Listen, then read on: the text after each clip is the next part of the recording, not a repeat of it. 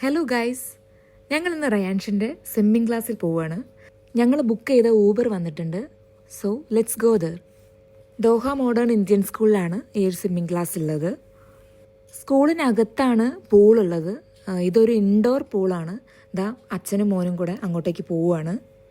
So guys, ഇവിടെ swimming മാത്രമല്ല, football, volleyball, basket ball, badminton മുതലായ എല്ലാ ഗെയിംസും കളിക്കാനുള്ള കോർട്ടുകൾ ഇവിടെ അവൈലബിൾ ആണ്. അപ്പോൾ ആസ്ട്രോക്ക് സ്പോർട്സിലാണ് റയാൻഷിൻ്റെ സ്വിമ്മിംഗ് ക്ലാസ് നടക്കുന്നത്. അപ്പോൾ റയാൻഷ് ഇതാ ഡ്രസ്സൊക്കെ ചേഞ്ച് ചെയ്ത് പൂളിലേക്ക് ഇറങ്ങാൻ റെഡി ആയിട്ട് വരികയാണ്. ഇതാണ് ഇവരുടെ പൂള്. അപ്പോൾ ഇതിലേക്ക് ഇറങ്ങുന്നതിന് മുൻപ് പ്രോപ്പർ ഡ്രസ് കോഡ് മെയിൻറ്റെയിൻ ചെയ്യണം. Jersey type dress, cap, goggles എല്ലാം നിർബന്ധമാണ്. റയാൻഷിനെ പോലെയുള്ള കുട്ടികളും കൂടാതെ മുതിർന്നവരും ഇവിടെ സ്വിമ്മിങ്ങിന് വരാറുണ്ട്. നീന്താൻ പ്രത്യേകിച്ച് ട്രെയിനിങ്ങിൻ്റെ ആവശ്യമില്ല എന്നുള്ള കോൺഫിഡൻസിൽ വന്ന റയാൻഷിന് പൂളിൽ ഇറങ്ങിയപ്പോൾ മനസ്സിലായി എന്ത് കളിക്കുന്ന കളിയല്ല കുളിക്കുന്ന കുളം എന്ന്. പിന്നീട് അങ്ങോട്ട് തുടർച്ചയായ ട്രെയിനിങ് കിട്ടിയപ്പോൾ പോയ കോൺഫിഡൻസ് തിരിച്ചു വരാൻ തുടങ്ങി.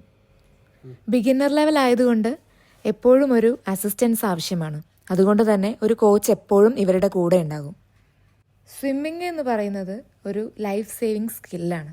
അതുകൊണ്ട് തന്നെ നമ്മൾ സ്വിമ്മിങ് പഠിച്ചിരിക്കേണ്ടത് വളരെ അത്യാവശ്യമായിട്ടുള്ളൊരു കാര്യമാണ്.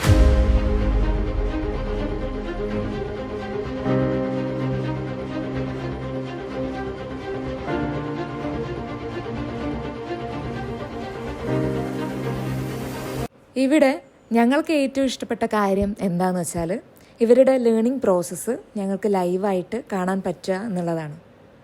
സോ ഇവരുടെ ലേണിംഗ് പ്രോസസ്സ് ലൈവായിട്ട് കാണാൻ വേണ്ടി പാരൻസിന് ഇരിക്കാനുള്ള സൗകര്യം പൂളിന് തൊട്ടടുത്ത് തന്നെ ഒരുക്കിയിട്ടുണ്ട്.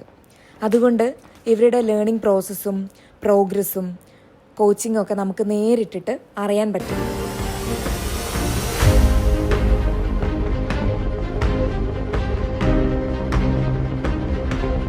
അതിനിടയിൽ നീന്തൽ അറിയാത്ത അച്ഛൻ മോൻ എന്ത് ട്രെയിനിങ് ആണാവോ കൊടുത്തതെന്ന് എനിക്കറിയില്ല. അപ്പോൾ ഗൈസ്, ഇന്നത്തെ നീന്തൽ ക്ലാസ് ഇവിടെ കഴിഞ്ഞിരിക്കുന്നു. ഇനി നാളെയും ഉണ്ട് ക്ലാസ്.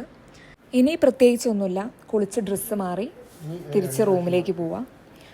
വീഡിയോ ഇഷ്ടപ്പെട്ടാൽ ലൈക്ക് ചെയ്യുക, ഷെയർ ചെയ്യുക. അപ്പോൾ ഇത്രയേ ഉള്ളൂ. ബായ്.